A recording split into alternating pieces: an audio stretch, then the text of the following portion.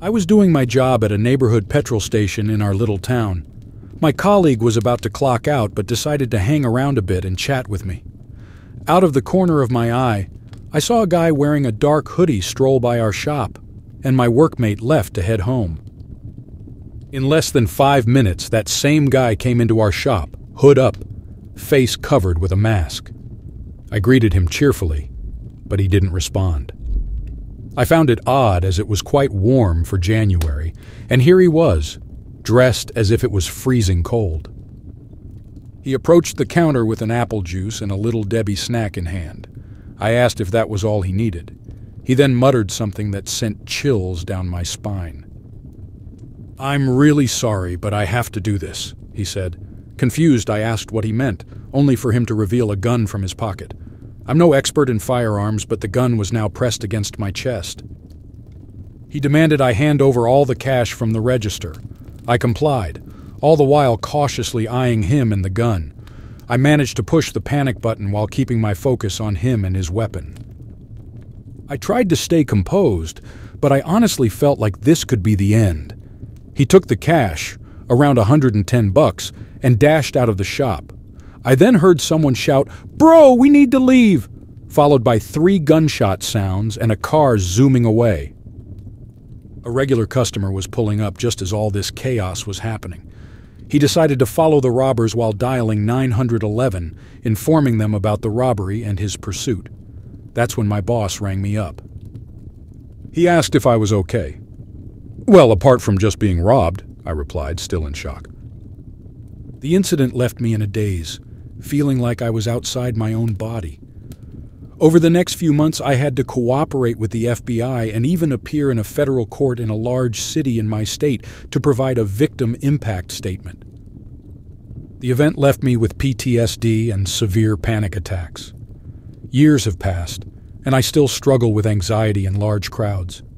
I used to enjoy concerts and conventions, but now they just trigger my panic attacks, causing me to frequently break down in tears.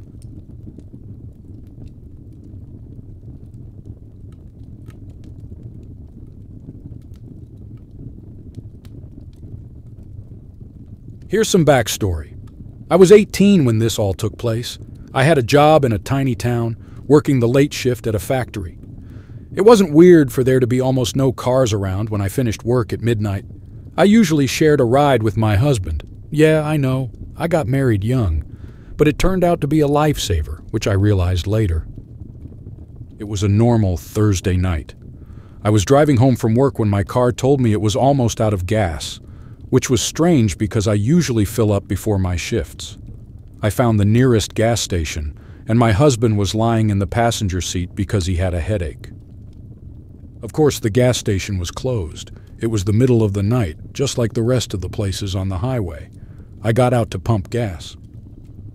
While waiting for my tank to fill, I noticed an old pickup truck pull in and park far away from me.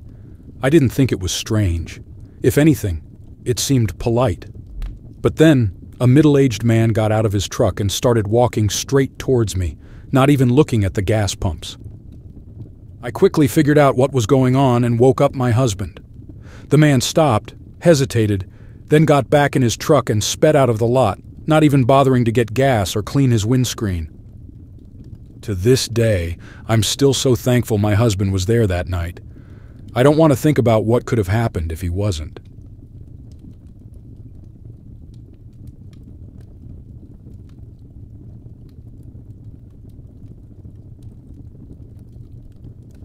Just to provide some background info, I'm employed at a petrol station in the rural parts of Tennessee, and that's the place where this event took place. Yesterday night, when I started my shift at 8, the shop was totally empty.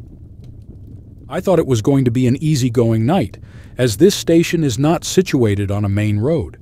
In fact, it used to be, but that changed around 10 years ago when a new highway was constructed. As a result, almost every business that was around here decided to move away, leaving their old buildings deserted.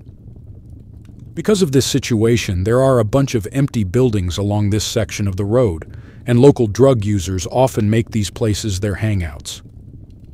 Anyway, when the clock struck 11, I had only 1 hour left before my shift ended, so I decided I should actually do some work instead of just loafing around. Being 18 years old, I'm left to work the shift by myself, which is great because it allows me to be my own boss.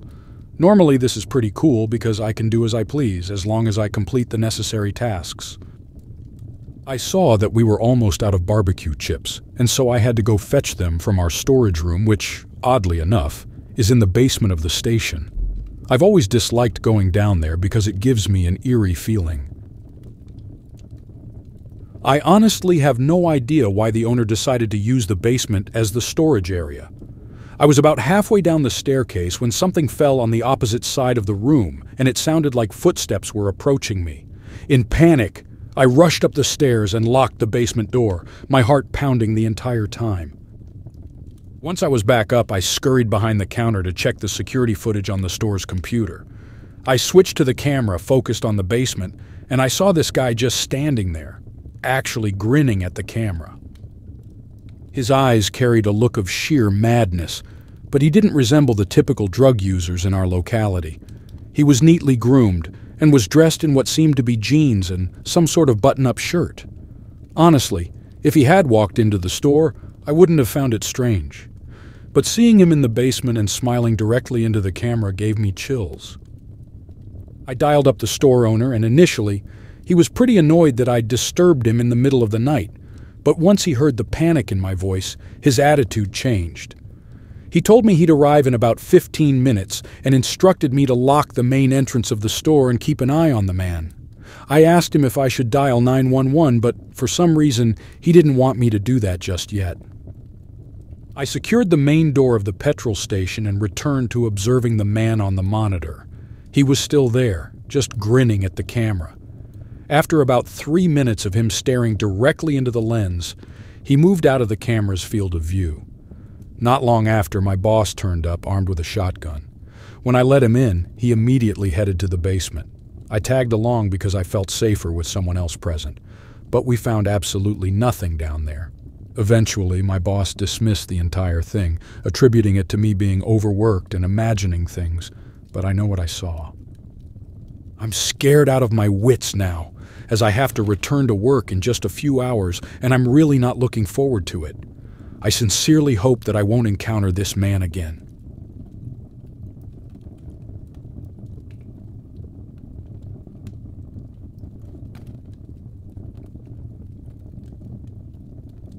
This story takes place when I was in my early 20s and working at a nearby gas station.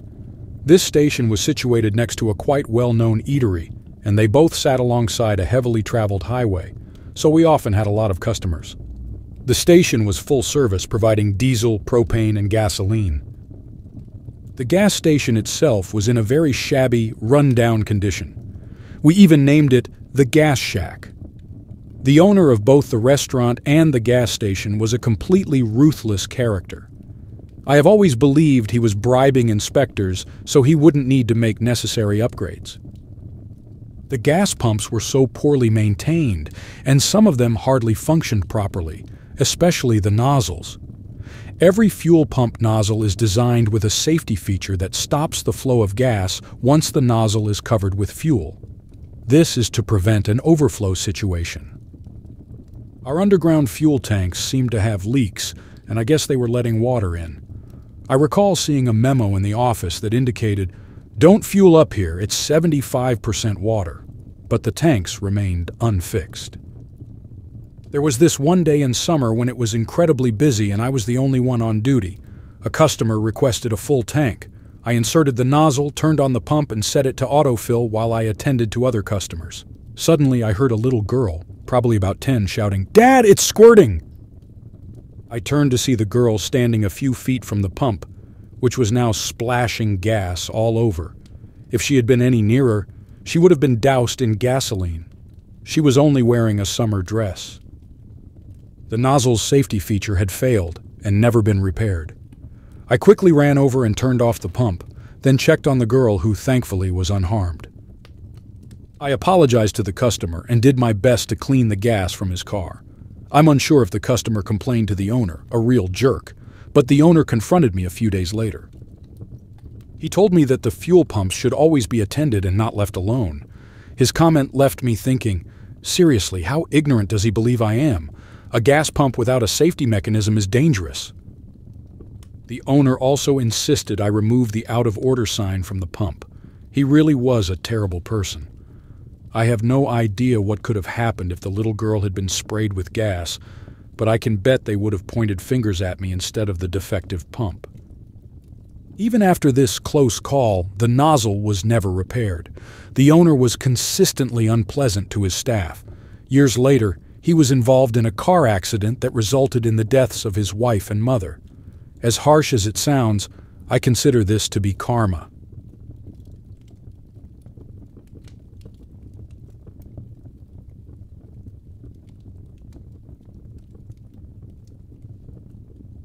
After spending a whole week with my family in California, me, my two mothers, and my brother started our journey back home to Colorado. A few hours into the drive, we finally entered New Mexico. With just a few more hours left to our destination, we decided to pull over at a gas station nearby for some snacks and possibly a bathroom break. We parked a bit far from the entrance, and my brother and I chose to stay in the car.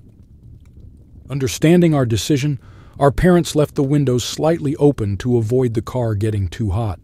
They then turned off the car and headed inside the store, leaving us chatting in the car. Just a couple of minutes later, we noticed a man approaching.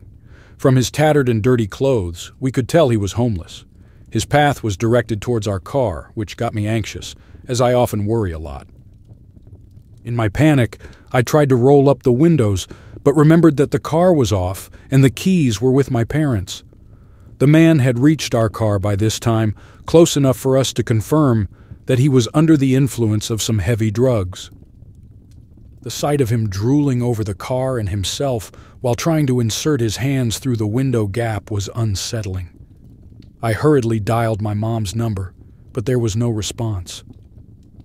Before I could try calling my other mom, the man moved to my window, gave a creepy smile, and started pleading for me to record him on my phone.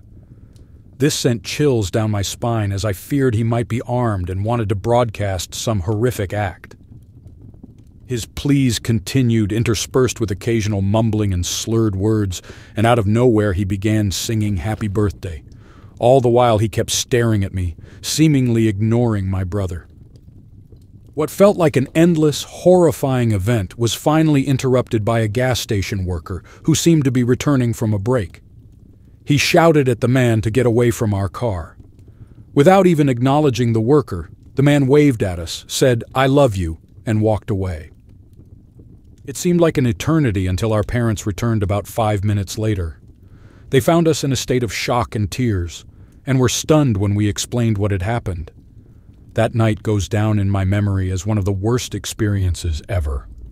I remain deeply grateful to the gas station worker. I shudder to think what could have happened had he not been there.